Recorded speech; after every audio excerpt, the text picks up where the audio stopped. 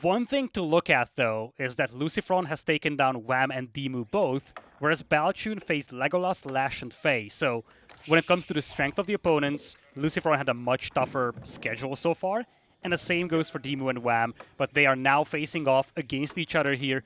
Whoever loses this set has a very slim chance of making it to the playoffs, so this is a big one for both as we kick this set off with Amali and Mirror. Feels like someone's dreams are going to be crushed from this one, and these two Golden Boys are two people you'd expect to see making the playoffs. By the way, I love when we had the scoreboard up. Someone in the chat was like, "I cannot make any sense of this." That's why we call it a Swiss format, because like the Swiss diplomatic relationships, I don't understand either how they were able to not be invaded by several different countries at once. But that's just history for you, baby. I love when people say like, hey, I don't understand this format. This Buchholz tiebreaker is just way too complex for me. And, you know, casters are just sitting there like, well, we probably don't understand it either, but we just can't say that. A guy in my ear just tells me what it is. You know, like when you have to call something the Buchholz tiebreaker form, like you've already told me it's going to be way too complicated. Someone wins, someone lose. Let me make it simple for you folks. Whoever loses this, Ripperoonie, probably, like, I want to say, I'm not sure if it's 100%, it feels like 98% sure they're not going to be in the playoffs. This is critical. And these are two players that if you had to list top, I want to say 10 players in the game, both of them should make that list. Absolutely. These are two players that are just so big, so accomplished in AoE 4. One of them missing out on the top 8 will be a heartbreaker for them. And it's not like they are facing easy opposition. There is, of course, Lucifron in this group, and as you highlighted, Balchun has had a good run as well. The winner of this set will likely have to face off Balchun if Lucifron indeed takes down Balchun, as many would expect. So, frankly, when you look at these two players, there is a world in which both of them could miss the playoffs if the winner of this set loses out to Balchun. It seems, based on Balchun's hot streak, highly likely, and that's not to discredit them. That's to say how damn good job Balchun's doing. Can we just quickly check the scaling patterns, by the way? Because it felt like Dimu done a very short pan with a drop-off and then played wider, which might net him more sheep in the long term compared to what Wham done here. Yeah, interesting. So he played that really tight corner, got the drop-off, and then immediately intercepts. If we check Wham's by comparison, I think he went central first? No, yeah, so he went south side. But interesting that he missed those sheep right behind his own base. That's going to be a tough one, especially now that he's playing towards the corner that Dimu already sweeped. I think that does mean that Dimu's going to come out a little bit better. This is especially important to monitor in this type of matchup because we are doing a mirror matchup here, right? And that can be the difference between having to transition cattle sooner, which could sting your economy and your ability to push units in the initial phases of feudal and castle. It's a mirror, so all of these small differences do come into play pretty early on.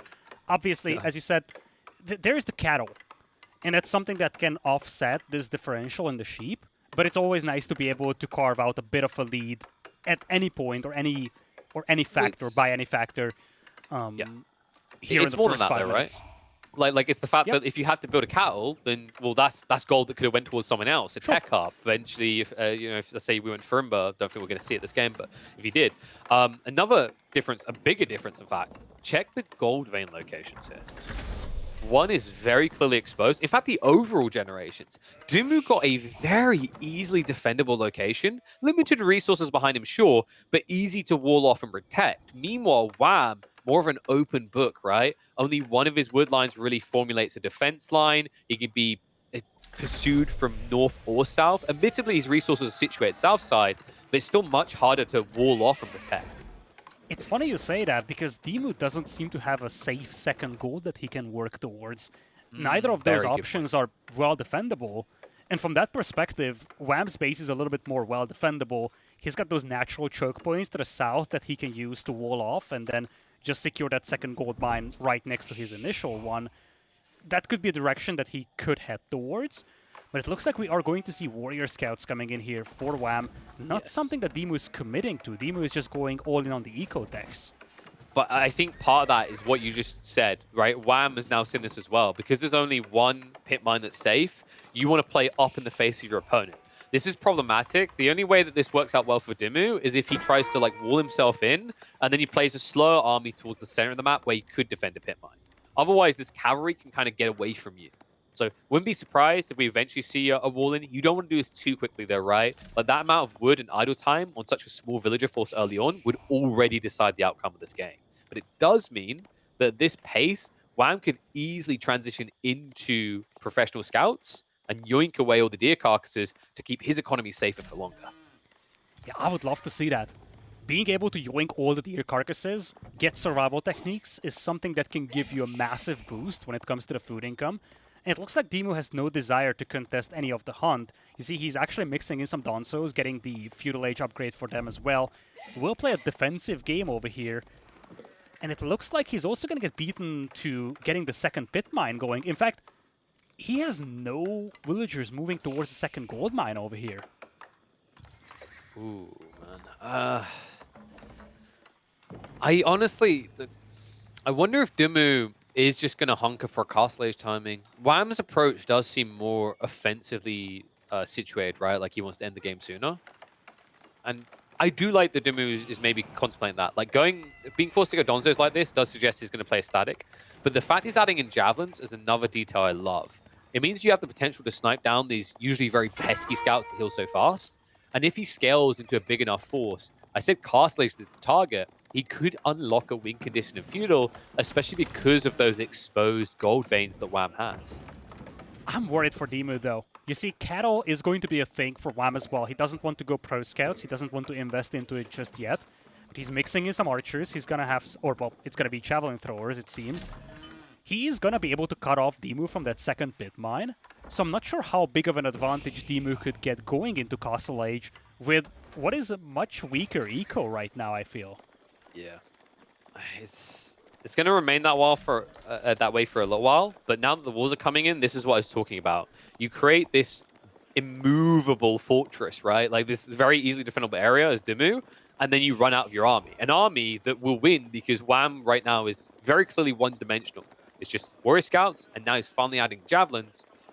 Curious to see how Dimu wants to follow up. He did get a few archers and one javelin. Surprised he didn't immediately invest into more jabs, but it might come down to what you already highlighted, is the fact that he can't have that second pit mine, right? He's very gold limited, and oh no! Well, that wasn't the plan. Yeah, not at all. They were meant to be on the other side. Oh, that's so annoying. You have to cancel the wall and run back all the way to the starting TC with the wheels. It is so frustrating. Now, a bit of an aggression coming up here for Dimu, but most of these are with just Donsos. Javelins should be able to hold ground against this. Yeah, this is so frustrating. Because they're jabs and they have 6 tower range, Dimu can't get close enough to throw the javelins. It's so infuriating. He finally gets in range because Wham's distracted. Great snatch there by Dimu. Getting rid of one of those and like what? He didn't even lose a spearman, I don't think. That's a huge deal. Even if he had, it's a worthwhile exchange. Jabs cost 120. These Donzos are only 90 resources. Did you see the Donzos just throwing a torch to like 15 miles away? Oh yeah, that happens a lot. Dude, Yep. A long time ago, I was caught off by that. I'm numb to it at this point, Lida. It's like, you know when we had release date demo ships? And at first like, oh my god! And now you're like, yeah, I've seen that. I've seen that a lot. These boys hull torches. They could play in the baseball major leagues, I tell you. Yeah, it's one of my favorite bugs, though. I would dare to call it a feature at this point. It looks stupid, it looks clumsy, but boy oh boy is it fun to look at. It's hard to do as well. Like, it's a split frame thing. But I think it's like someone was saying the other day, it's like easily replicatable if you're trying to. But like, why? There's no real clear value that it would make you definitely want to do that on purpose. Yeah, by the way, just to clean things up, the Dunces would have been able to throw the javelins there. So it's actually a javelin that was quote-unquote replaced with a torch animation. It's not like there was any kind of advantage for Dimu there doing that. Oh, what? Sorry, I sorry to distract. Like, did you see what Dimu's queued up? He's going Musafadi Warriors. This is actually a really cool play. Check Wham's base. He's playing far out and defending these pit mines, and he has no outposts around. He could easily be stripped of his scouts as well because the massive Donzos. Donzos that almost insta-slap a sofa at 6 feet under. Yeah, Dimu has been committing very heavily to this Feudal Age army, both sides going for a lot of cattle as well. And Dimu is finally securing that second pit mine. Now, a lot of the villagers for Wham here are actually on berries, and that's probably part of the reason why Dimu is able to keep pace with him when it comes to the army count, despite being just on a single pit mine.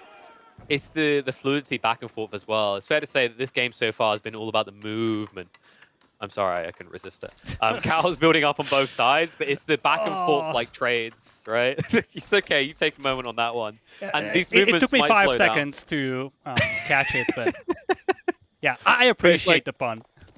But it's like it's such a fair point because it's like this back and forth affair, right? Where like you can't just stay back because Wham has these forward like pit mines that will exploit. On the other side, Dimu has to take ground on the forward, or he'll lose his pit mine guaranteed. And you see exactly what I'm talking about as the scouts try to wrap around the back.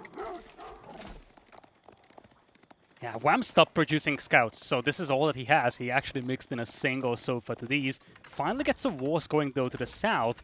Makes it much easier for him to protect the gold. He's also going to expand towards the hunt as well. This is definitely one of the bigger advantages that you feel like Wham has in this game. He can funnel these fights into 1 or 2 choke points. So he doesn't necessarily have to be the aggressor here. He had the stronger eco for a while. He still has the better eco, I feel. And he can just play a little bit more defensive at this point. Yeah, so like Wham in this position, with this many javelins as well, benefits quite a lot from just teching up.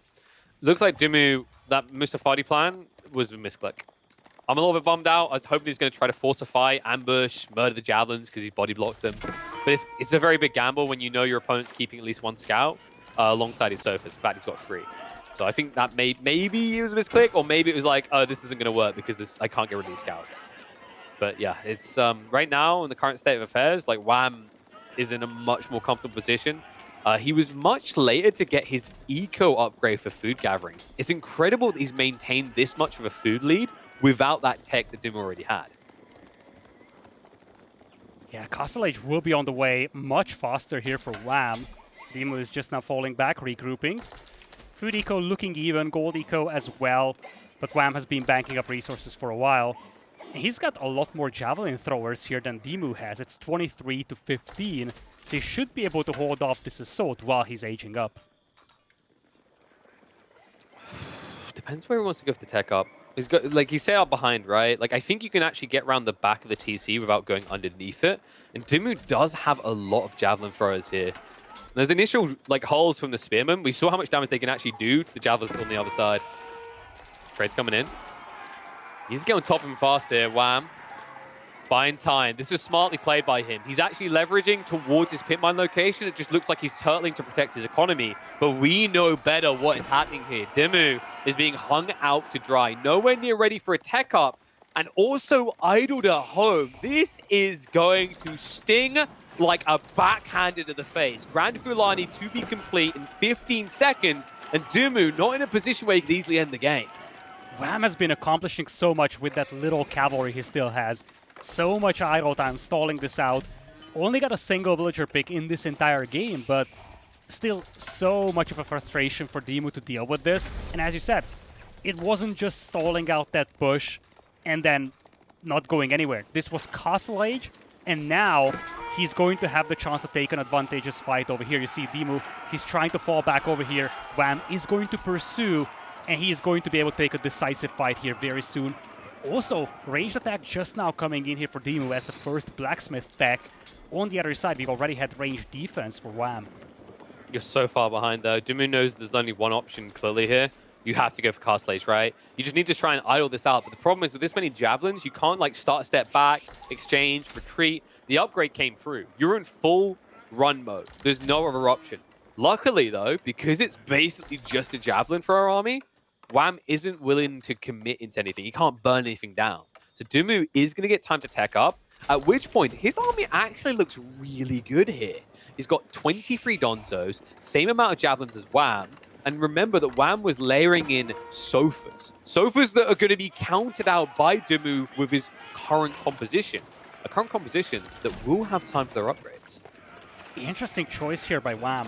Normally, switching into sofas is a great choice with the Malians. You do get imported armor for your sofas in Castle Age. They do get a massive buff. But when you already see so many Donzos, it feels a little shaky. Feels a little concerning. Unless you take a good fight over here before Dimu ages up.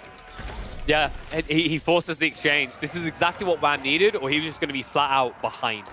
but finally going to be pushed back as soon as the Donzos arrive. And you don't want to waste time throwing these Donzos, right? Like, you have decent base damage, but no bonus damage. What does that mean? It means that Dimu's javelins, despite being teched behind, actually do more damage in the exchange. And you're seeing the sting of it. And Wham, he feels like he needs to get rid of these spears. The Sofas can't even get involved. Now up to 10 Sofas in total. Dimu does buy the necessary time. He will get his upgrades coming through. And his army is cheaper to max, remember. Sofas are not cheap. Donzos, in comparison, are. And still, both of them are pushing those javelins.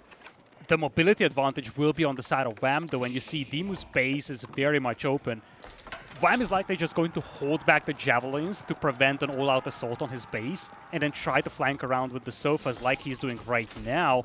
Walls are coming in from Dimu, but he doesn't have a third pit mine just yet. Wham has actually expanded to the south, and if these Sofas find value, it's going to be catastrophic for Dimu. There's no catastrophe to be had here, apart from the pain of why do these Donzos not beat Sofas? Okay, I'm not going to start that conversation up on a Reddit thread again. Sofas will be able to at least kill some units, but they didn't get their max value they were looking for. Interesting wall by Dimu as well. If you look, he'd already kind of secured that area, but I think he chopped through the wood line. Yep. He might be forced to go to southern wood soon. Even there, he's not going to be exposed, remember, because of how nicely formed his initial tree lines are. Donzo's in. Pushing back. I mean, this is annoying. You can't. This is so frustrating for Wham because you can't just A-click.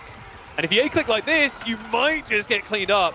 Javelins, they chase past, trying to give a good exchange to Wham. The Donzo numbers, I don't know if they're going to be high enough here for Dimu. Sofas are eventually going to go down. But have they won the day? Second line coming in now for Dimu. You can see their military pop is decreasing at a similar rate. But the issue is Wham paid such a higher price for this engagement. Yeah, it was so difficult for him. As you said, the Javelins don't get a bonus damage against the Donzos. It takes time to take them down. And while you still had a couple of Donzos alive, they did a lot of damage to the Sofas. At least Wham yoinks the Relic, though. And he's kind of playing for this attrition-style gameplay at this point. Securing the goal to the south, grabbing the Relics, even if he has to sacrifice some of his army for this. Yeah, but this choice to go Relics has actually hurt him in the interim. Because he went for the Temple and built into the Monks, he actually didn't get his Blacksmith upgrades as quickly as Dimu. That's another reason why Dimu is now able to kind of skirt these fights and do a bit better. He's got the range 2 upgrade, he's got the range 2 defense. Meanwhile, look on Wham's side, he's got neither of those two. He's only now getting range 2 defense. It means these Javelins can even whittle away at these Sofas pretty effectively. And now from this type of position, sure you got 1 or 2 Relics in the bank, but I'm pretty sure Dimu can play into Relics himself and still come out ahead with probably 3. And Military Academy is on the way for Dimu now. He is going to have that extra production over Wham as well. And Wham is switching into archers here. Sure enough, poison arrow archers are scary, but if you face so many javelin throwers, they might not be able to do much. Little raid. Sofas will idle up a slight sliver of time. I believe they sniped one of the villages there. Might even get out here. But yeah, those poison arrows, like I said, they can be big here, especially against even the javelin throwers, right? Yes, you have this high resistance, but you don't have any resistance to poison. The attack around the archers is going to be superior as well. Of course, the javelins do have the advantage of range, but it means that your Donzos might just be thrown away. I do understand why Wham's doing this, by the way. I highlight the javelin threat, but it's really because these Donzos have been absorbing all the jav fire from his side. He needs them gone. And the only way you're going to do that is with an amassment of archers. Would actually love to see Dimu consider going into like a Mangonel here. It's a bit tough in line formation battles, but it could be enough to scare Wham away. It's also a full tech switch here for Wham. He's not just doing this to get rid of the Donzos. It's all about switching away from the Javelins. He's no longer producing them and going fully into the Sofa plus Archer combination. And that should be able to dominate what Dimu has on the field. Dimu is kind of forced to chase these Sofas, not being able to crest that otherwise exposed gold mine from Wham. They could get pinched, though. If Dimu wants to play a little bit risky here, yeah, he's not going to go for it. He was starting to concave a bit. That could have shoved them into a corner and wiped them out. That would have been huge, by the way, because if Wham gets wiped to 0 Sofas, Dimu is now escalating into his own. It would allow him to get an edge in that form of the combat as well. I'm impressed with just how much work these Donzos have been doing. They really have been the saving grace of this game. Just a great read from an early point by Dimu. And we talked about early on Wham having a beneficial eco position in this game. I don't feel like he's been able to fully realize it because of Dimu's comp. I agree. Given the fact that he's on 3 pit mines against 2, he is going to be on 5 relics possibly, or at least 4. It looks like the 5th isn't going to be there for him. He's going to be on 4 relics. He's been on 3 pit mines against 2 for a while. He's actually had the Grand Fulani up sooner as well. It isn't really showing on the battlefield so far, that eco advantage that he had. And it's still not going to. I mean, the crazy part is like Dimu doesn't even know about that 3rd gold vein, so he's probably feeling confident like his opponent's stuck on 2. Wham does know about it, but still hasn't played towards it. It's a wild thing to see. This might be a wild fight. Second wave coming in. Dimu, he didn't reveal his whole hand. Wham needs to get out of here. Start steps back. Pursuit will be given by the Donzos and the Sofas. A turnaround charge from Red here. But once this gap close commences, the Donzos can just eviscerate this cab line. Just feels like you're forced to constantly retreat. And look at the military lead building for Dimu. Bad fight after bad fight as Wham is once again going to be pushed back. He's not going to stop. I think he's actually just going to dive through. Oh my lord, this is just massive. It's a flood of infantry, and you see the Donzos, they're not getting picked off fast enough. They can chase down those Sofas, and now the numbers are looking better and better for Dimu. He's got Military Academy. He's just overrunning Wham. He really is. Like, I've been watching that number. It's 87 and above at any stage for Dimu. Wham's numbers continue to shrink constantly through this aggression. Dimu, I think he may have done it. The production is balanced beautifully here. Meanwhile, look at the panic for Wham. He's escalated. He's contained all this gold. He has no use for it. He's currently trying to rush a keep. He doesn't have the stone for it yet. And he doesn't have the stones to try and drop one on the front side of this fight. There is no way Wham can hold this anymore. The tide of Dimu has commenced. It's just the quick and cheap to produce units that we have for Dimu flooding the map. Wham went into those very pricey Sofas, but he got little value because the Donzos were never gotten rid of. Now the Javelins close in, and as you said, it's just a flood coming in. Those Sofas never got a value for themselves. And Dimu, despite being on the back foot when it comes to economy compared to Wham, just snowballs this game out of control with a flood of infantry. Yeah, I really love the way Dimu played this early game. After seeing the way that the generation had gone, he leveraged it perfectly. He knew Wham was going to get a bit of extra greed out of the early plays on the map, but what he'd done is he played into this slower moving but cheaper composition. And he set this standard that said to Wham, come to me, fight me. So what does Wham have to do in reaction to that? He has to go for these cavalry units. These Sofas that he built from a very early point in the game never really bore through. Constantly through this, they were countered by the Donzos, and they were always forced to take front on engagements. That's why at the end of this game, I think the destroyed value, it was something like 19,000 in favor of Dimu compared to 13,000 for Wham. That really didn't just happen from one fight. You felt like this chip was building always, because every time they were trading, it felt like you killed a Donzo and you lost a Sofa in response. It just was a very uncomfortable game for Wham, but more so than that, I want to give so much credit to the way Dimu played this. He knew what he wanted to do. He played that total mode perfectly. He comes out the victor in a mirror matchup to open the series with a win. I almost feel like Wham might have been baited by the success of his initial cavalry. I've been crediting him in the first part of this game for using those scouts and the single Sofa he had to harass Dimu so well. And maybe he felt like he's going to have more opportunities with cavalry, started pivoting into the Sofas, but he never really was able to get back to those raids. And by the time he realized that the Sofas aren't going to get those raids going, it was just too late to switch away from those, and he just got flooded by that infantry. Yeah, I honestly, it was a beautiful thing to see. And the other thing that I love in these fights is that the Donzo plus Javelins creates this very confusing affair when you keep glancing back at the engagements. You can't just immediately look and say, oh, he's got that many of this, got that many of that. Because when they converge, right, and the Donzos run past the Javelins, they all hurl these spears. Your first instinct is, that's a lot of Javelins. It's not. Half of them are just Donzos. And then by the time you've clocked that, you know, you already feel out of position in the fight, right? Because these Donzos are running at you. And as we highlighted in those fights, you know, because you're not getting the bonus damage, even when you're castle aged up, you're doing less damage to the overall HP pool. There you go. I said it again. I hate that I keep saying that. Of the enemy army compared to what you're losing, even though you're a whole age ahead. It's just ludicrous to witness.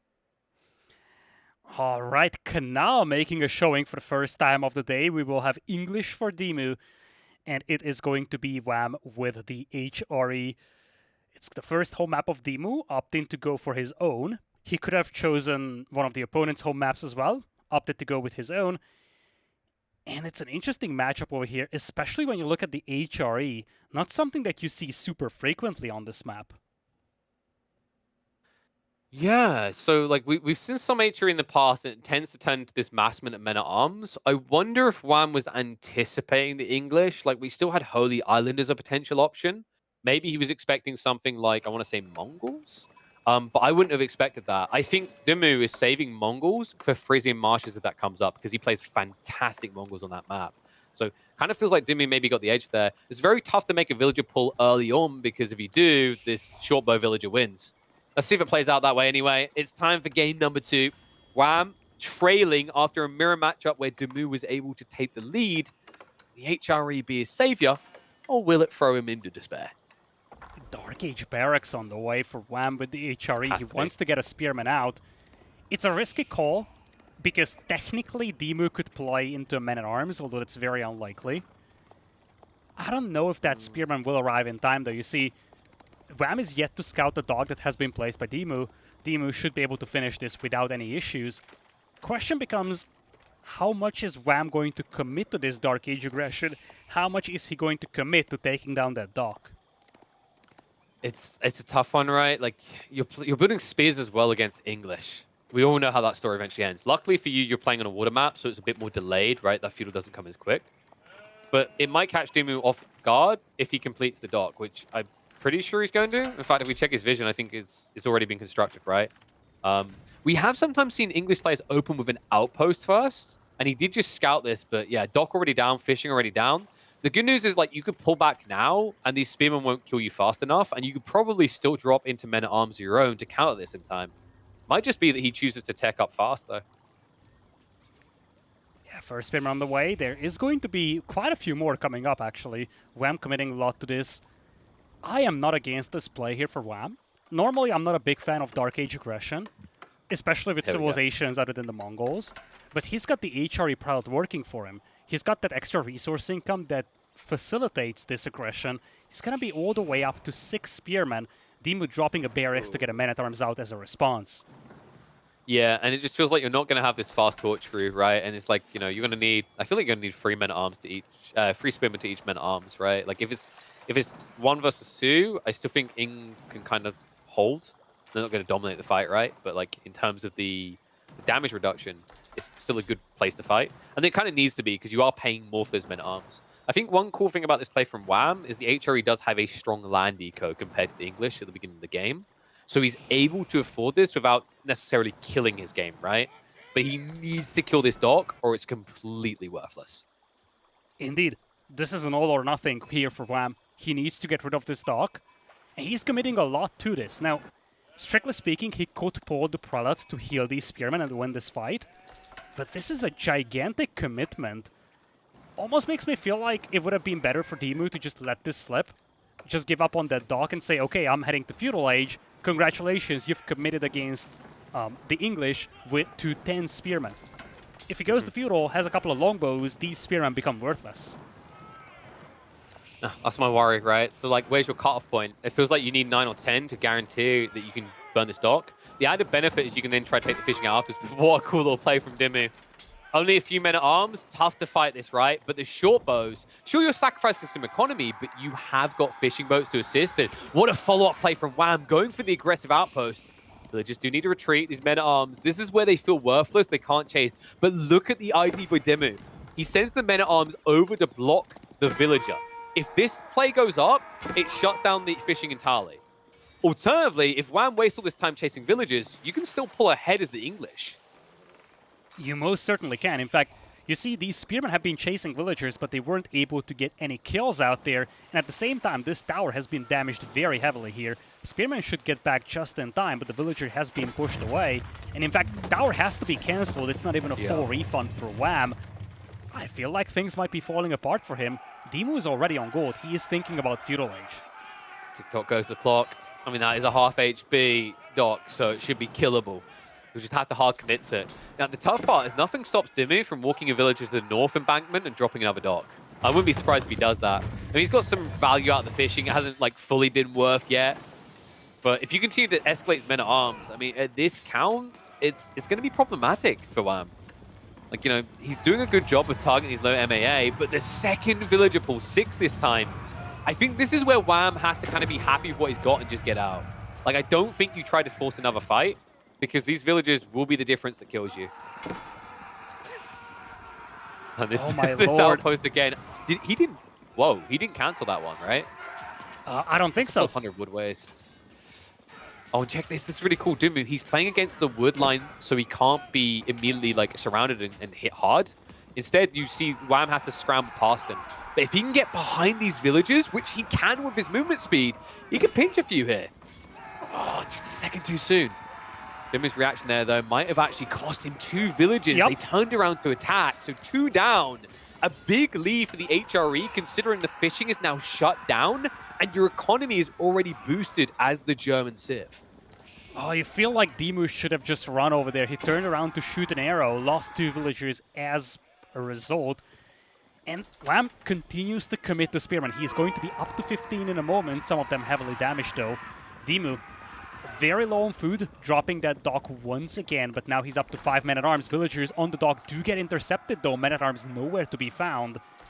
And that's the advantage that you're getting from the raw numbers advantage that you have for Wham. Dude, this is actually going so well for Wham. Like, you've just got these idled fishing boats, right? So, like, remember, those fishing boats need to be calculated into the eco count between these two right now. And he has 3 fishing boats. So Wham is ahead by 4 villages. And how many of them being buffed? I think it's 7 villages that you can buff with a prelate. Dude, he's cruise mode right now. He has to be feeling so good about this. And because you haven't got wheelbarrow, Dimu, even when he gets out these villages like this, it's so much wasted time for nothing. It feels... I said this 2 minutes ago. I feel like Dimu might be overcommitting to the fishing eco here at this point. As much as he's gaining from the fish, he is idling so many villagers trying to keep these docks alive. He's committed to a lot of men-at-arms. Now he's going to have a very uncomfortable dock position over here. Basically no fish nearby. If he just went straight feudal age, got a couple of longbows out, these spearmen wouldn't have accomplished anything. It's tough though, because you would have forfeited the dock, you'd have idle boats, and also the spearman mass can still easily reach these canal boats. I find quite often they're able to hold torches onto the other side. So it's like, I understand Dimu's need to invest here, but this game, I think we're about a minute away from a GG call. Once the Archon completes, I'm not sure what Dimu's... Okay, no, okay. In fairness, he just miraculously spawned a bunch of resources out of nowhere. I didn't notice. The Council Hall might be his saving grace, but the fact that he doesn't have fishing and Wham does, it puts me like 80% in favor of Wham winning this right now. I agree. I think the issue here for Dimu is that this became a slugfest in Dark Age, a slugfest in which Dimu didn't have a functional fishing eco. Now Wham has, and Wham has had that product buffing his eco for the entirety of that game.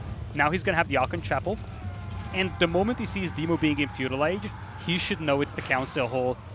Wham is going to start mixing in Horseman, and he's once again going to be one step ahead of Dimu. Dude, it's like you've lost 2 docks. In return, you burn an outpost. Yeah, your opponent had to build a wall. Like, Wham is still ahead on the wood investments on each side. And keep in mind, like, you invested initial wood into getting this fishing, these docks up, so you're already whittling away at your limited wood to begin with. And now, I love this from Wham. It's an archer ship. Archer ships are kind of weird in that if you go right towards your opponent's base, longbows will destroy you. But they are faster than longbows. So if you play up and down this river, it prevents Dimu from taking fights. Those fishing ships are still being disabled over here. Dock is gonna get burned down, but there is going to be a second one coming in, so no major damage done to Wham. And now he's mixing in his own men-at-arms as well. He's not going horseman, he's going men-at-arms himself. No. Yeah, men-at-arms is 100% the call here, right? Because it's just like, longbows move slow anyway, you can eventually get marching drills, so you better gap close, and the difference compared to horsemen is like, they are much more tanky. That's true. This attempt, I actually think you could just throw these spearmen away to kill villagers, and it's fine. Archer ship's coming as well. If you stab them down to half HP, they're going to die. They have to pull back before they can complete it. Oh, One flurry of arrows. Dude, things are falling apart for Dimu. He's just desperate trying to get that dog back up, but it's just never working out, losing so much. And it's not just the kills, it's the idle time. Okay, it's also the stupidity of the aim of these boats. Did you see those arrows from the galley? How How did that miss the villagers? Like, 3 of those arrows impaled someone right in the arse there. I am baffled right now. Relic, please.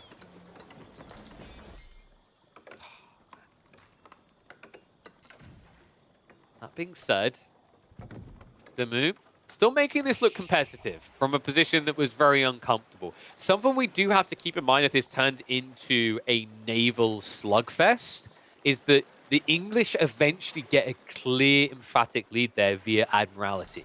So Wham isn't out of the woods yet. He isn't in complete control of this game. Now that Dimu's been allowed to access finally into Fuel Age, if he can get towards that extra range, Wham can't really play water anymore. It's also the longbows. You see, Wham's army is exclusively melee. Beautiful demo. Ooh, the Dude, bait by Dimu. timing. But yeah, I was about to say, the longbows do a great job picking off these ships as well. Yeah. And once we see more of that, the fishing eco of Wham is going to be under pressure. And if his fishing eco runs out, he's going to have to make farms. In fact, he already started doing that. If we end up making farms for both sides, English will be more than happy about that. Think about this on an even deeper level. Where was the food for Wham coming from for the first several minutes of this game? It wasn't fish. It was his safe eco, right? So now the supply is already like exhausted. He's building farms, for goodness sake. Obviously, you know, you can say that's not too bad to play with the HRE, but I want you to really just like check that wood line, even zoom in on it, count the trees, and realize how soon Wham has to come out of his base and how disarmed he is to do that against mass lombos. It's also uncomfortable because you want to be investing into ships. Any map where you want to be making ships, if you have to make farms, it's devastating. It's either or. You cannot make both. Man, these lombos, the frustration. This is why I always used to rate English incredibly highly on like Danube. Canal's become that new type of map for them. In this type of engagement, it's just impossible. The damage, you can't even out-heal it. In fact, see the commitment now. Dimu begins to dive a little. The start step is beautiful here. The galley at risk of dying. And when you throw a demo just to get rid of a galley, you know the day is going bad for you. Wham, now going to be idled up on water. There is no solution. There's no unit you can really produce here that will prevent these lombos from standing here. His only play is to go on land, but even there, Dimu is building a second group of longbows to defend. Yeah, Castle Age could be on the way for Wham, but it's a disturbing timing for this. You see, as you said, his fishing eco has been shut down, and the longbows are basically unopposed at this point. If they start marching into Wham's eco, he's gonna be caught as he's moving up to Castle Age, gets denied from gold and food, and he cannot do anything. Oh god, he's doing a Burgrave. This is... I mean, this game will either do a 180 in the course of like a minute, or it's a already 360. GG. Yeah, and then Bam gets no scope to the face because everyone's a Call of Duty kid. These lombos, he already senses it. Like, he understands there hasn't been enough offensive units coming out. Even if you get this up, it's probably going to cost you like 7 or 8 villages. Well, there's one. Oh, this is a good distraction. Wham, he's buying critical time here with his MAA. Yeah, that's But lovely. it might be mixed martial arts actually in a second, because I think you still get in there in time to kill some villagers. Yeah, he's buying so many precious moments over here to get the Burgrave up. That's not enough, though. If you have the Burgrave, but you don't have food and gold to make men-at-arms with, it's not going to do anything. That's my key worry, is like you've exhausted the safe food, right? Like, you're on berries out here, for goodness sake. Your men-at-arms upgrades haven't even come through yet. In fact, Dimu, he chases out the villagers. Really, if he just keeps his MAA count down, the game will already be over. But instead, he smells blood. He'll turn around for the men-at-arms afterwards. Look at the food, KP. That villager count. Look at the food. He cannot use the Burgrave. We talk about this so realize? frequently. The Burgrave needs so much food, and he's desperate for berries on the north. It's no wheelbarrow play either, so if he gets caught out there, it's all over. I mean, I didn't realize, I thought we were doing a competitive tournament here. I didn't realize we were doing like a World Hunger Charity Awareness campaign. But apparently, the German people really are struggling. A lot of starvation happening in that country right now. And it's going to get worse. The Lombo count now reaching closer to 30. Meanwhile, Wham, with this Burgrave play, has a grand total of no men-at-arms. Farms are shut down. Gold mine is shut down. You see, and the next wave of longbows will be ready to hit that. Boom, boom, pile time. Moment in. Trade out comes in to force the idling on the fishing. Dimu already knows. He smells it. He's like, well, no food. Price to be paid. Second wave of Longbows on the way. They can shut down the gold. Wham, by the way, because he has no gold, not only has he not been able to afford men at arms, he can't afford the veterancy. Like, he doesn't have normal men at arms right now. He actually gets no value out of this Burgrave. And it's getting worse. And don't forget, folks, this matchup could potentially decide who qualifies for the playoffs and who misses out. This is a crucial set for both of these players, and Dimu is very close to securing a second game here in a row. This waypoint. This waypoint is so cursed. No, wait, don't attack them. He needs to mass like 10 men at arms and get his upgrade. Finally, it comes through, but like if you start fighting now, I think it's still fine for Dimu, right? Perfect. Like you can take out these two easily. 1, 2, and because he keeps, I love this guy. The little steps, right, left to right, is pushing a new front line, and it's enough to push him over the edge. Wham! Despite his attempts, it gives us a good reminder why Burgrave is like a 595 play. This is going to be one of those 95% times where it just falls flat. Such a clinic by Dimu over here in what is a super important set for both of these players. And a set that, or a matchup, in which Dimu did not win for a year. September 11th, 2022 was the last time he defeated Wham in a tournament. Both of the times they have matched up against each other this year, it was a 2-0 for Wham. Dimu did not win a single game against Wham in this entire year so far, and now he's up 2-0 in this best of 5. You know, I know some haters of Canal in the chat, and I'm just saying, nah, give me more Canal. You know, I'm tired of this whole, I just want Dry Arabic 24. I don't want the same map. I want variety. I want people to be forced to adapt to situations. It's how you get these type of stories developed, right? Dimu, you just highlighted someone who's not been faring well across maps like this and other ones against Wham in competitive tournaments. He's stepping up. He's finding new ways, new interesting plays. This is a very interesting way for the English HRE matchup to play out. I don't feel like I've seen one go that way in quite a long time. And it's all to Dimu's credit, right? In game 1 and now game 2, the way he adapted to the maps and the openings has been phenomenal. Dimu, I think he said like a few months back that he's been feeling a lot better about his play than he has in a long time. And I'm gonna put some gas under the guy. I'm giving him the fire. He is doing a damn good job. I've been really impressed with Dimu in this tournament, more so than I say I've been impressed in like the last 4 tournaments I've seen him in. And that's, you know, some people are like, why are you hating on Dimu? I'm not. I'm giving him a new high. I want to see him succeed like that. And I'm glad to see him turning up like this against Wham, one of our top competitors in Age of Empires 4. You can see Seed 3 and Seed 4, and yet already Dimu has him by the long and curlies on match point. I gotta agree with you. I feel like there was a bit of a comparison that can be made between Dimu and LidaKor, in that Dimu had his strongest moments in the first part of last year, and then competition just got a little stronger with the emergence of players like Wham, Puppy Paw, Beastie obviously becoming an absolute beast, and Dimu kind of fell out of that quote-unquote elite group of players, those top 4s, those top 6s. But this might be the strongest Dimu that we have seen for the last 1 year, or even year and a half. He's looking clinical, he's looking strong, he's looking sharp. And boy, oh boy, would it be fun to see Dimu getting into the playoffs and once again cracking that elite status that he's been missing out for some time. It wouldn't it be great after he just gave an absolute shellacking to the HRE to show them what up in a situation where, you know, his opponent picks the Civ that he banned against him as well. It's like, there's something poetic about the layers to this if Dimu makes it 3-0. I'm not being biased. I would actually love to see Wham turn this around. I want more of this because these two are playing fantastic Age of Empires 4.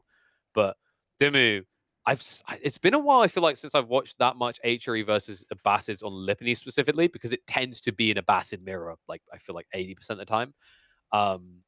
But HRE do have some very interesting strategies around fast castling and overwhelming. This is one of the maps, I think, historically, where Burgrave appeared a lot, if you're talking about traditional maps as opposed to custom ones or ones that come in tournaments, right? Like if you're talking like Dry Arabia, and you're talking like Hilldale, whatever, Lipany was one of those ones where Burgrave started to get experimented with. Curious to see if we see it today.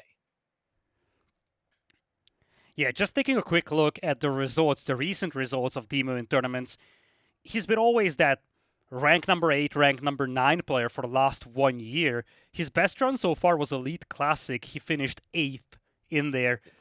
So if he makes it into the top 8 over here, which is very much realistic if he takes down Wham over here, he would have a matchup against Baltoon, Baltoon having lost to Lucifron 3-0 today. It's a realistic chance for him to make it to the top 8 and then possibly even march onwards. We could easily be seeing the best or most successful tournament for Dimu for the last 12 months, basically. That's incredible as well. Like, it's interesting to think about Dimu's story and how it developed because, like, he didn't originally plan to hang around with AoE4. I remember he saying on his stream the other day when someone asked, he was like, I wasn't really sure, but then I won a tournament and I really started to enjoy the game and then I hung around, right? And it must be like so demoralized. Like on one side, he's doing well, right? Like he's one of the biggest content creators, is successful there, but like the results haven't been there. So it's kind of that teeter-totter feeling. But this has to be like a new high, right? Expansion on the horizon, looking like you might be on your best form in a long time, still doing amazing numbers on the content creation side. Like everything looks like it could be going his way. The Baltoon matchup would be especially interesting because I haven't watched Baltoon in a while, but historically their playstyles, I'd give a slight edge to Dimu, but we're getting ahead of ourselves, Lida. All right, Wham, his backup is against the wall, but everyone knows when you push the Canadian bear into a corner, it climbs the wall, runs away from you, steals all your honey that you've got in your shed at home, and then you're honeyless for the rest of the night. So Wham could still turn this around.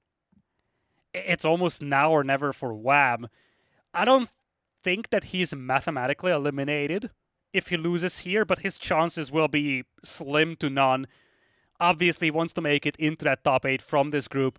It's a make or break as we will be heading to Lipany. Wham is going to have one of his favorite civilizations for this game. It is the Abbasid dynasty, but also one that's somewhat predictable. And Dimu, picking the HRE, might be thinking about the counter strat here. Good old Buster McScruggs is getting ready to turn up. In fact, that was one of the top Abbasid players on the ladders for months after Age of Empires 4 release. And this man on your screen in the red was the owner of it. He returns to what I would quickly define as his signature civ, as this is his last hope of staying alive in this series. Dimu, already on match point, could be looking for a quick coup de grace here as he whips out the HRE.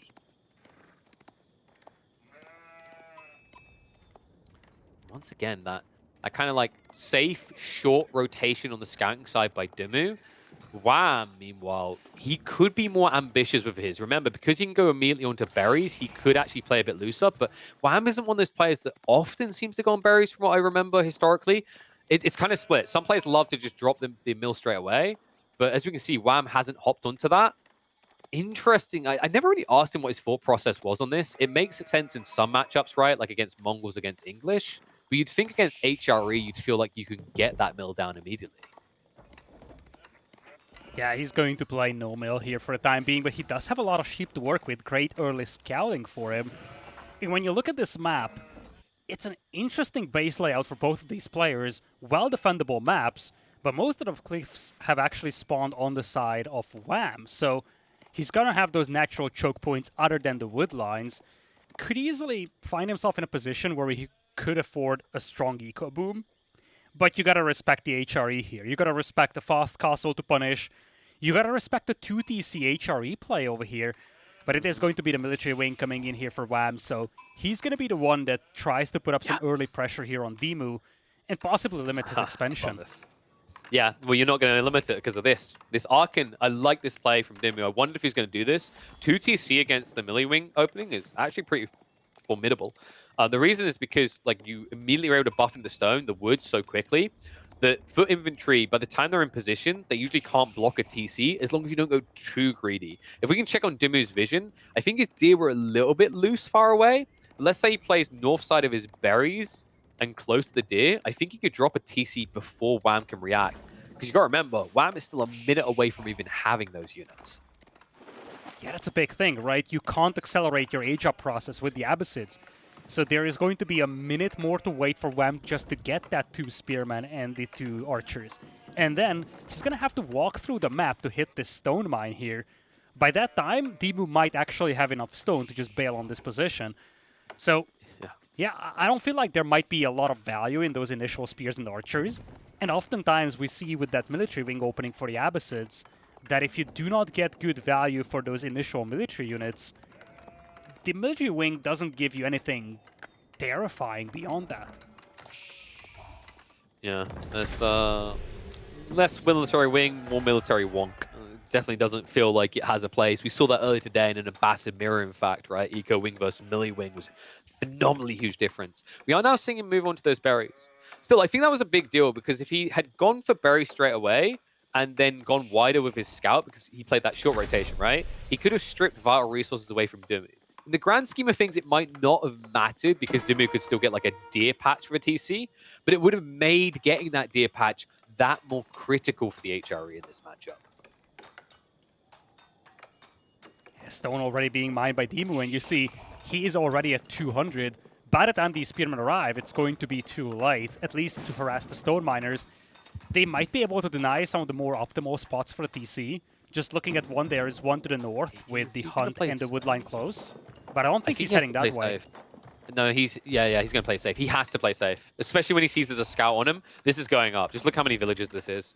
Yep. You've only got 2 archers. Like, you might idle 1 or 2, but you're not going to prevent the town center from completing. You have at least stopped him from getting the deer advantage, but now with so much wood secure and bridging the Archon into the primary TC, you could just double down on wood and make a farm transition. It's still a little uncomfortable. You ideally want to secure the food with that, but as you said, farms should be a reasonable option over here. All villagers will be pulled back, and I think some of the spearmen might actually get caught by the TC fire here. Definitely. Like, there's no way you get it. What? Wait, what? Whoa! Okay, we've got a split shot there. He attacked 3 different TC? Can we talk? I think that was just like loading the machine gun and spraying praying a bit. You don't see that often. That was a very weird interaction. But so Wham keeps them all alive, but they can't do anything anymore. You have done a lot in forcing Dimu off of the deer. It means fast castle isn't as fast anymore. But with that wood line buffing from the Archon, he could easily just transition to farms in a way that doesn't feel unnatural for the HRE. Indeed, it's just, as you said, a bit of slowing down of the progress. But you do have the second TC up already for Dimu. Wham is working towards his second TC just now. So compared to Dimu, he's going to be heavily delayed. And you look at the villager count, you already have a 4 villager lead for Dimu. It's going to escalate. I mean, the good news, if you're a Wham fan, he's blocked off those deers. The deers would have broken this game wide open for Dimu. So food is still going to be a pressure point for a little while longer. He's got about, I want to say, 7 or 8 sheep there under the TC, so he's not going to run out anytime soon. And we are already seeing that layering of farms I talked about. 4 already. He's going to completely saturate this area.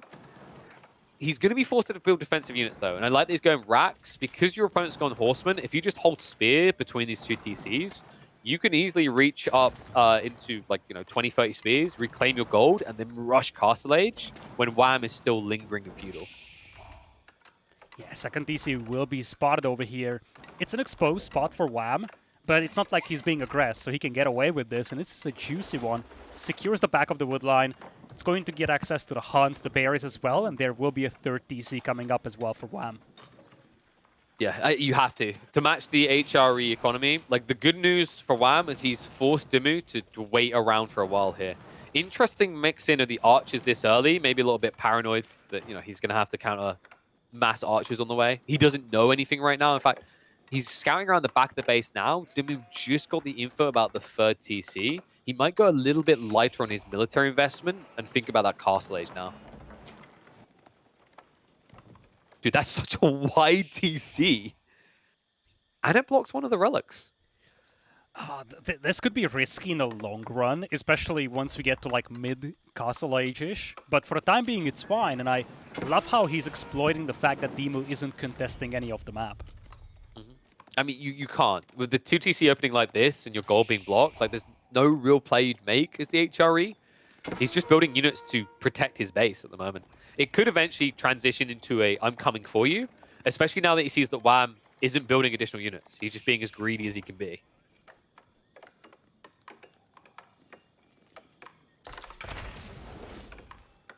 What do you reckon? I feel like Dimu's going to rush Castle Age. What do you think the time is going to be? I would say something like 12 minutes. Maybe not that much. Maybe 11:30 or so. He's on gold already, okay. I was just looking at the other gold mine, and I was like, okay, he's not mining We forgot about this. I think Wham did too. 10:30 is my realistic guess. He needs about a minute to get the food. Same for a It's a gold. bit ambitious. I'd say maybe like 11, because like you got to equate build speed. I don't know how much you want to rush this, because remember, whenever you do that, you're pulling away 1.4 villages for each builder because of the gathering speed that you're missing out on. He's a little long gold, so 10:30 is probably a little too quick. Yeah, 11 seems more realistic. He's gonna have the food in time, but he's not going to have the gold. You see, it's only... Oh, he's stopping off for the lumberjack upgrades as well. So True. this seems like it's not just about the archers. I'm pretty sure we are getting a Regnitz play, followed by probably like 2 or 3 stables being dropped. If you gave that timing, I mean, it's like I don't doubt the HRE economy. It just depends how many villages you want to invest. Like, because he's trying to inflate his wood, he might only make it like 8 or 9 to build the Regnitz. Meanwhile, Wham, you know, he's got this greed, but what is it going to become? Even if he now tries to rush his own tech up, he's going to be 2 minutes at least behind the HRE. That's a lot of relics that you're going to forfeit because you haven't built an army to defend mid-map. It's also a window for a Burgrave Palace play. Normally, as you said, it's a 595 type of a building, but when your opponent is a steady 2 minutes behind you, that gives you a lot of opportunity to use that Burgrave to inflict a lot of early damage, and there it is. Good call. Burgrave. It's a good call. I love it. Especially with that exposed front TC. You kind of highlighted this before. Wham spread his base out, and when you have a Burgrave spamming men-at-arms, that's exactly the best case scenario for the HRE player. Exposed villagers all around. You just run around, idle vills, kill vills, and at the same time, you take away map control from Wham, allowing you to pick up some of the relics. Oh, it's even more than that, LidaKor. What made it such a great call from you, and a great play by Dimu, is the fact that because Wham has built his base so loose, he hasn't chained it in, he hasn't got the fire armor. Usually, this type of play can be a little bit wonky against the Abbasids, because the extra fire armor means you can't just torch down the extension TCs. But because Wham decided to be a very greedy boy, I'm talking like, he's so chunky from being greedy right now, you'd have to roll him home, you couldn't walk home. He's not going to have any layer of protection on either of the extension TCs. Meanwhile, Dimu, who inflated his farm count, has enough to non-stop pump the big bad boys out into the mid-map. This is such a critical detail. Oftentimes, the bottleneck that you have with the Burgrave is food eco. You run out of food, and you just stall out. You only have 6 or 7 men-at-arms, and they can be picked off. But when you have a steady food eco like the one that Dimu has, you can just keep spamming infantry. Now, Culture Wing is only 40 seconds away, and the first men-at-arms have yet to arrive. So this might still be fine for Wham. He can start getting some crossbows out. But at the very least, Dimu's going to need to have some harassment potential over here. Especially when you factor in the fact that he's got some archers to pick off the initial crossbows with.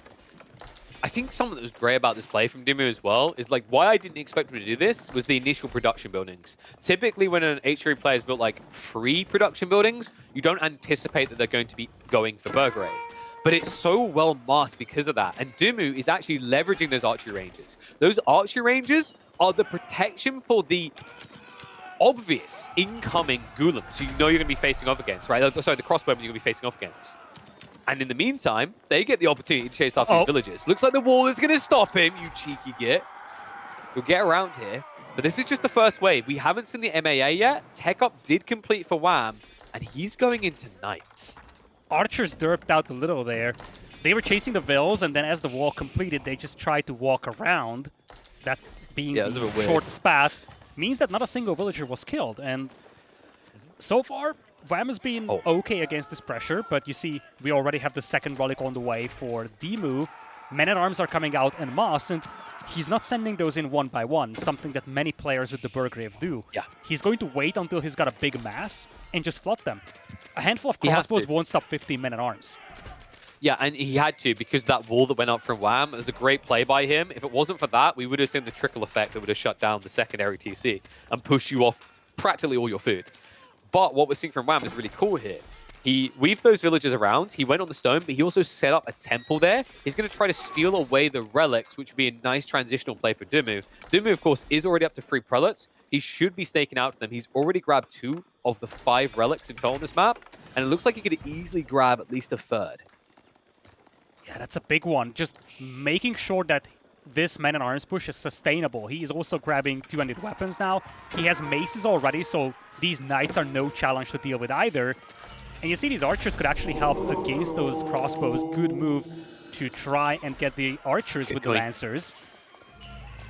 That was a great little play there by Dimu. He moved those prelates out so quickly that he blocked the monk from Wham in that area. So he's walking both relics back now. He'll eventually lose the prelates, but he's pulling them away from being garrisoned. In the meantime, he's winning the mid-map engagements in a way that now allows him to fold across to the right side here and eventually secure them. Yeah, don't forget, behind this, Wham doesn't have a farm transition. So if he runs out of berries and runs out of the hunt, his food eco is going to collapse. He needs to stabilize until then. And, well, there goes the monk. Could easily be 4 relics for Dimu here. Yeah, I think he's definitely got that. And then after that, we're talking 2 sacred sites, easily accessible. And that for TC, fully exposed. This men-at-arms mass is getting way too big. Crossbows up to 13 and escalating. But the archers, dude, the archers make this impossible to fight. And remember that you can't, like, stutter step and move away. Dimu has the edge there. You're playing an infantry engagement against the HRE with marching drills. And look at Dimu. He's mixing in a lot of archers. Crossbows alone won't hold against this. And this is match point, folks. Never in the history of AoE 4 did Dimu sweep Wham before. This could be the first time, and boy oh boy, would that be a big win for Dimu. This Mango needs to be quick. Dimu, Spidey senses might be tingling. If he moves to the west right now, he can force a cancel. Line formation, chase across. Crossbows have to cancel, move away. You might have to full-on just refund it. Mango now will be refunded. A wraparound on the backside from the Knights, but body blocked by the men-at-arms. Archers just pushing back against the crossbows. The Knights feeling a little bit outmatched here against the MAA. Second wave on the way. Remember, Wham is fighting at home. He should be winning this fight. But a 2-to-1 military pop advantage for Dimu says otherwise.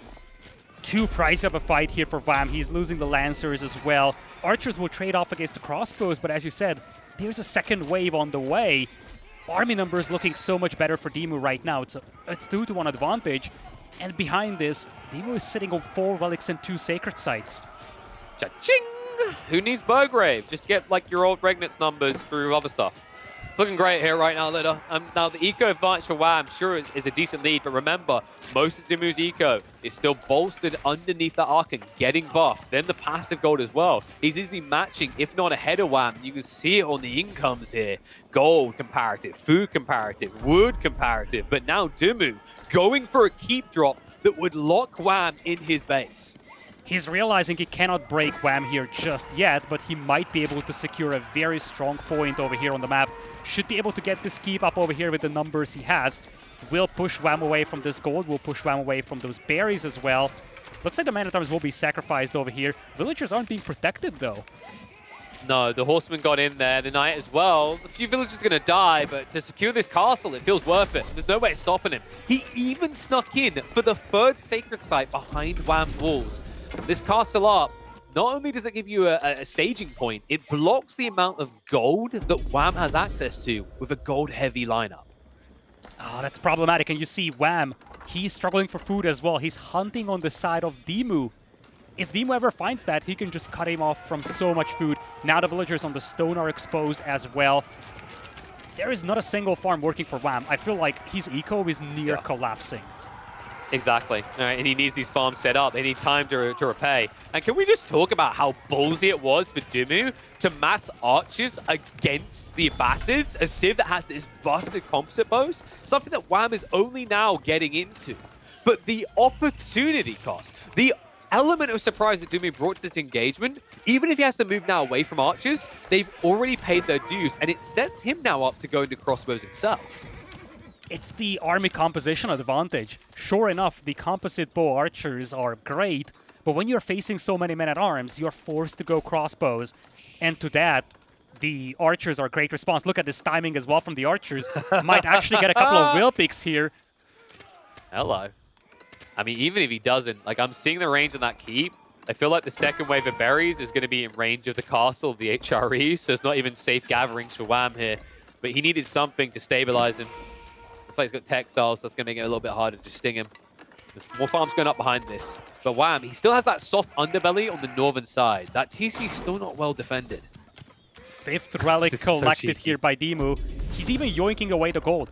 He's playing a long game over here, stacking up resources for Imperial, and just trying to deny that gold by mining it himself. He's in range though, LidaKor. This is a little bit too close. You can keep half the villagers here. Yep, that's Meanwhile, still on the acceptable. Oh, but he Lida, might spot the like, vills to the north. It's not just that. He banked the relic. So now, by the time they get second layer of berries, they should be in range of the castle here. It's just not comfortable for Wham. Villagers are still hidden, the ones you were talking about the north side, but a raid into the main base, as it looks like it's a wraparound from Dimu onto the backside. Should get cleaned up eventually, but idle time achieved. Few villagers taken down as well. Sacred sites have started to be decapped, but Dimu's eco looking good enough that he can make his way up. Imperial Age on the way. It's the Love Hotel. Swabi is being built. This attack from the west was just a diversion at this point. He knew fully well that he was going to lose that army. It was just making sure that Wham is busy defending as he's on the way to Imperial. Also means that the villager discrepancy that we have right now in the favor of Wham is about to disappear, and Wham is still in the middle of a farm transition. He's somewhat deprived of gold, even food. So getting up to Imperial is going to be extremely difficult, if not impossible. Absolutely. I just love... Oh, wait, guys, whoa, guys, let's talk about this. We don't need to... Okay. Maybe next Tuesday. See you then, buddy. Peace. All right, so Wham is going to get the keep up. That's important because Dimu could have turned that into a staging point with a siege workshop. Now he's stripped of that opportunity. That's a big deal because the Culverin could have sniped the Trebs. Could also set him up for a bombard play. So Wham buys himself a little lifeline here. But when I say little, I really mean it. It's like that baby kitten you brought home. He is fighting uphill in this game. That's a huge keep, though. It's kind of cutting Dimu's expansion in half, making it difficult to reinforce that keep to the front. And as you said, it might mean that he cannot really get Culverins going, so he might actually end up losing this keep as well. Dimu needs to find a way to get rid of that one castle, and he's going to do that with Rams, it seems. Well, it makes sense, because what's he got access to? He can go the lightweight beams, right? Like, Rams are going to become unassailable here, especially when you consider Wham, most of his army is ranged, about 70% in fact. Wham, who is now making his way up in Imperial Age, but 2 minutes away. He needs to do some economical damage. He needs to make Dimu pay for this greed. He most definitely has to. He's also on the way to Imperial, though. Look at that. I did not expect this. It looks like he found enough berries to just kind of boost his eco for a brief moment, get himself up to Imperial. I don't think it's sustainable for Wham, but he's given himself a lot of breathing room. Dimu's got no walls here, no castle, no army. He's trying to get the MAA together, but remember, that's not a clean counter to this many crossbows. In fact, he's dying, he's trickling. Horsemen, in the meantime, are sniping villages. These men-at-arms not quick to address that. Just feels like you need a siege workshop, a mangonel, something. These crossbows are immovable, and the price being paid by Dimu is high. Yeah, this is definitely the lifeline over here for Wham, but you see Men-at-Arms now moving in from the top. This is not going to be a cost-efficient fight for Dimu by any means. And honestly, this could cost him a lot. Sure, he's going to stabilize, but this is buying a lot of precious time for Wham now. Men-at-arms are so bloody tanky though, so that idle up is crucial there, because Dimu, although he lost some villagers, his eco count didn't really shrink, right? It's the Palace of Swabia effect. The few horsemen were frustrating, but they did not outright kill him off. In the meantime, Bombard has been grabbed by Dimu. He can start to siege through these keeps. Archers are going to throw themselves against the crossbow mass and eventually lose out. But with that space, Dimu needs to reboom. He needs to do it fast. It feels like he's relying mainly on the Burgrave, and that production doesn't feel good enough on its own. Yeah, the keep is now being taken down, though, by a Bombard. No tools for Wham available to snipe that Bombard with. And once that keep is gone, as I'm saying, that here comes just a wave of horsemen. Is that going to be in time, though? I think the keep is heavily damaged. Nah, it's not that heavily damaged. One Bombard's not going to cut at the repairs. It's too late. So keep is going to stay up. Meanwhile, Dimu now queuing more Rams. He says, screw it, let's change scripts a bit here. And although he's denied access around the central area, the short route was more beneficial as a result for Wham. It's kind of wild to think of the way that played out. It's almost like this fakey by Dimu.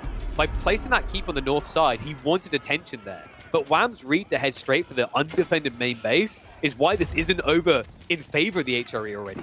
And now, with both sides being in Imperial Age, we have to start talking about the potency of the Abbasids when they get access to the production rate increases and all the unlocks, the juicy unlocks they get from these tech ups in each win. Wham has been so elusive this game. As you said, just dodging the main army, this main battlefield, heading to the starting base of Dimu, but also being able to just scoop up those resources all across the map.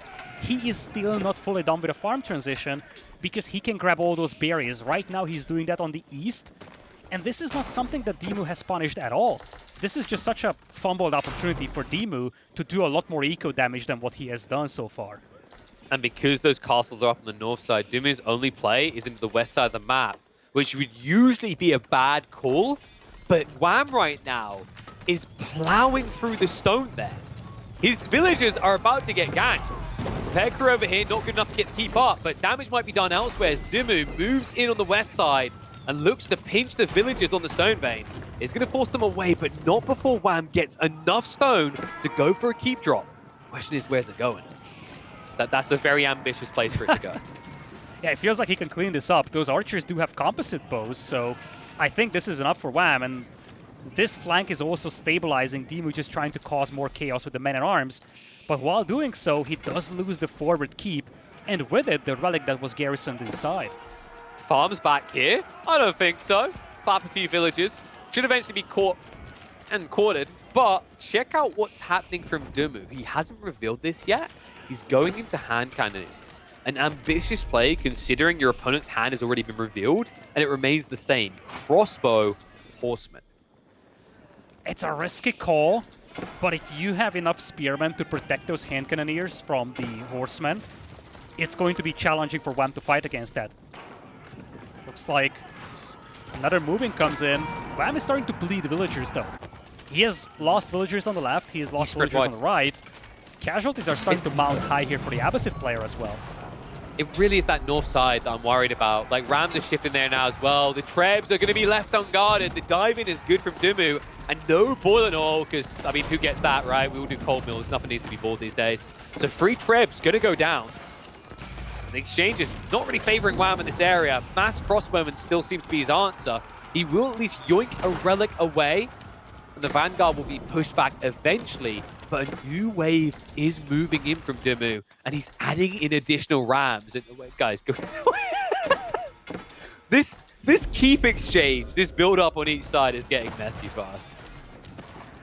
Oh, hand cannoneers now showing up as well, getting picked off by the keep. But once again, Wham is losing so many vills here, and it's not even about the food or even the gold at this point. God. It's going to be about the wood. Get off my gold! Get off my gold! Get off my lawn! Is that Wham? Does he have any more gold? It's all contested now. That's it. Yeah. That's the only gold vein that was safe for him.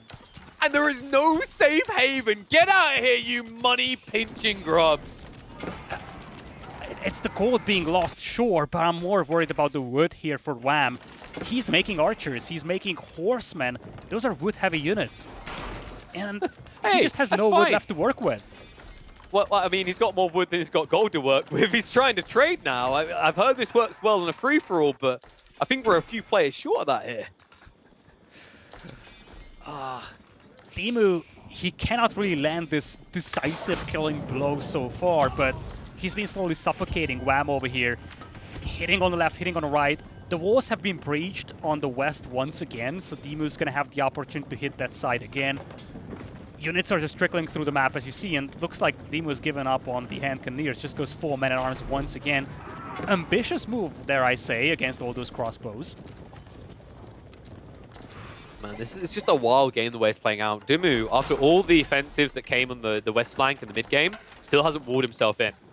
He's just been playing confidence. He's been saying, Wham, you can't go raid because you need to address me. Like this raid of my own, which stops a keep going up. But finally, Wham has had enough. He will ride in with about 16 horsemen into the economy, but this time there are small towers in place and reinforcements are flooding through.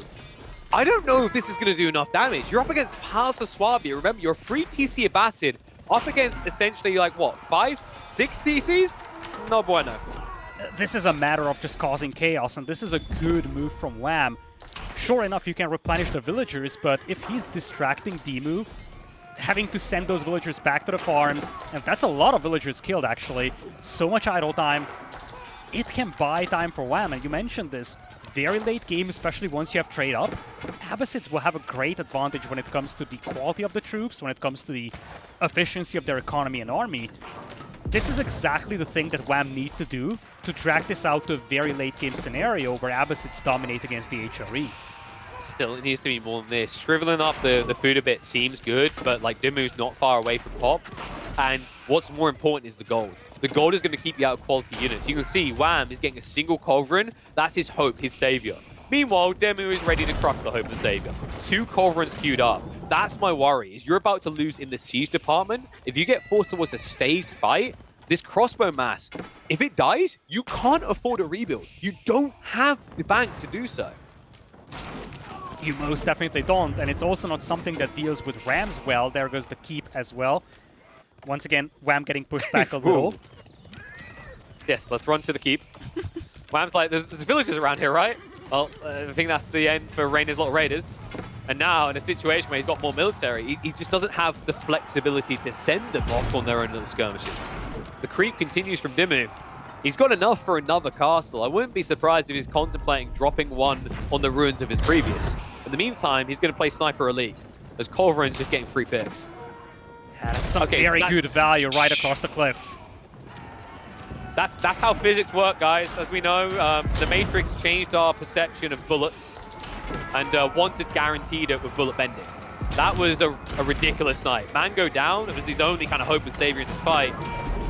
Now, sending Rams to their death. I mean, I guess they're soulless, so who cares?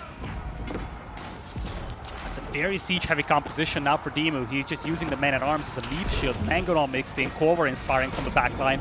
Mangonel getting a decent shot on top of those crossbows, and it just feels like the repeat of the first game now. Dimu unlocking that full infantry flood and just pushing Wham back more and more. I'm sorry. I thought Horsemen counter Culverins, but what I'm witnessing is Culverins countering Horsemen here. Well, it helps that you have a couple of bombardment placements and hand cannoneers firing on those. You know. He's forced to chase the Mangonel, which means he's just dying to these Barrett 50 cals.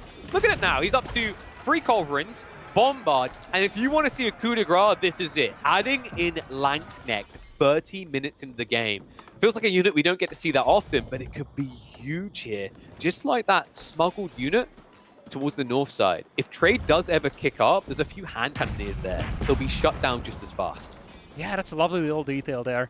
Just making sure that if you have a couple of units moving there, you can get those picks. They will be cleaned up easily, but a couple of opening picks are always appreciated. Hey! Look, it's 10-pin Abbasid. I love this game. Oh god, you can't, like, I don't even like his odds here. No, these are really bad odds. Just a few men at arms and hand cannoneers, like, you can't kill them. It's so infuriating. Those fortifications are coming in clutch. Just Dimu using the advantages of this civilization, the fortified tower, the bombardment placement on the keep. And I don't think that that keep even has a relic inside. No, it doesn't. Meanwhile, another keep on the flank. The flank that was regularly the thorn in Dimu's side. It's the way the horsemen kept coming through. Ram should clean it up, but still buffers away another attempt to assault. In fact, if he's got any villagers nearby, yeah, they're repairing. That's going to stay up. He's going to keep it alive. And now, he can go for a counterattack. I think there's even some Lanksnecks mixed in there. That's a catastrophic loss for Wham. He really wanted that gold. You see his gold income is shrinking so rapidly. Now he eats a big Mangonel shot with the crossbows. His days might be counted over here, and this might be the end of the line for him in this tournament. I mean, if he loses this Culverin, it's all over. He can only afford one more past this. The gold is just, it's depressing to look at this stage. Look at the size of his army. Dimu is at 44 because he doesn't really need more. Wham is at 32 because he can't afford more. They are not the same. They're not even close. And the amount of this pop that is in siege from Dimu right now, like you said, it's the emplacements. I mean, this is toxic late game AoE4 at its finest. Yeah. Honestly, I would love to see Dimu just getting some cavalry going. He could start raiding Wham to oblivion. It's not like he necessarily needs it, but it might actually just accelerate his progress even more. But now he's fighting inside the enemy eco. And everywhere we look, it's now Dimu pushing. Wham is just down to 19 crossbows and 12 horsemen. This might be a KP. A game that would more or less guarantee Wham is out, not making it to playoffs. Meanwhile, a game that would give Dimu an opportunity to control his own destiny up against the likes of Baltoon. Wham needed to perform. Dimu still had runway, but he is running away with this game. Ram shift to the north side. Barely any horsemen left to fight back. It's gotten scrappy on both sides, but the difference is that Dimu is pulling his punches. He has well over 6,000 surplus resources. Wham combined has not even got 1,000. This is not the Abbasid Empire. This is the Abbasid crumbling before the might of the Germans. Oh my lord, KP. Dimu did not win a single game, not single set, a single game in a tournament this year against Wham, and he's very close to just sweeping him 3-0 here in a crucial set. Now he's pushing him with the Rams on the left side. That keep is about to be lit ablaze as well. No villagers on the horizon to repair it. And as you said, the bank is just running dry over here for Wham rather quickly. He's throwing everything. His kitchen sink, even his shoes at this stage. I mean, it's getting scrappy. He has to be running out of wood as well. We haven't even addressed that recently. It's like Wham has exhausted both his safe supplies. His only haven for everything at this point is the northern corner. He has wood there, and he keeps trying to set up trade. If that ever falls, Dimu is just celebrating. And with the Ram numbers increasing, this is where the game gets really frustrating for Wham. Even if you kill them, you have to send 5, 6 horsemen at a time to address a Ram, right? And Dimu, because he has the mass on his side in terms of map control, he can afford to keep pushing these Rams for easily another 20 minutes. Wham is really trying over here. He knows how important this set is. What he does not know is how much behind he is at this point. Trying to just get some damage done with the cavalry, but everything is falling apart now. Has he at least got some cannon emplacements to the Abbasids? I don't think so, right? Like, they're just so pricey. He built so many castles. That would have been the one kind of saving grace. I mean, Dimu, he's very methodical about this. You know, he knows that he doesn't have to make a move. He controls 2/3 of the map. It really is on Wham. Well, there's those cannon emplacements I talked about, but you build them against Rams. This is expensive, not necessarily efficient. And as you said, Dimu is just so methodical. He's creeping up with towers, getting those bombard emplacements going. He's got tithe bars, so he's got a steady supply of stone that he can use to accomplish this with. And he's just slowly suffocating Wham over here. Eco count is still there for Wham, army count as well, but he's just got nowhere to go at this point. He's losing to just spears alone. It's just brain dead spear push, and it's working. Now the siege coming in on the other side. It seems Wham has found the counter to Rams in the late game. It's to build your own Rams. They can't hit each other. It's like, it's a breeding law, you know? It's the same reason why you get your cats nipped. But I just realized there is something almost poetic about Wham ultimately losing because of Rams, right? I mean, it does rhyme after all. It's just like, it's so frustrating, man. I know why people complain about this. It's not like the absurd count of 20+, but you see how much effort it takes to go and chase down each of these stupid things. It is just so oppressive. And they are not super expensive, at least not for the eco that Dimu has. Wham is just being pulled apart from multiple directions. I mean, this is... am I watching a game of Age of Empires 4, or am I just listening to fireworks go off? Because it's getting confusing at this point. The covering count is just it's the difference maker. He could have went out to like 5 or 6, sure, but 3 has been slow but methodical. You see what happens. The cavalry, every time they charge, like half of them are dead because of the culverins alone. Then the rest just get rinsed by spears. We're just getting, I guess, a demonstration of military history here. Pike and shot slowly prevailing over cavalry plays. Now, this is not a force that Wham can stop. He actually got back up to 50 crossbows, but he's facing multiple mangonels, and his own culverins are about to be picked off by the ones from Dimu. Yeah, the mangonels have been left alone. And a few hand cannoneers here, but just 1 or 2 shots should be good enough. Eventually we'll back it. Dude, the culverins, come on! 1 or 2 lanks as well, you have to pay attention to them. He'll get right on top of the mangonels, but now you're in range of the cannonballs. This is just Wham, I think, admitting defeat. I mean, these crossbows are going to be thrown away. He's still shrinking, slowly but surely on the north side. But what is not shrinking is this siege count. Oh my lord, one of those mangonels even survived this onslaught. As you said, that bombard tower just in range. Now villagers being pulled to fight this. Wham is below 150 population. Dimu capped out, and Dimu very close to taking down Wham over here in a 3-0 fashion. Yes, you've reached that stage now where you're losing houses to the Abbasids. Luckily for Wham, he's 50 pop away from actually needing those extra houses. Unluckily for him, that means he's probably about a minute and a half max from tapping out. The Rams have been moving in from the south side. We kept talking about that north side is one haven. It looks like hell.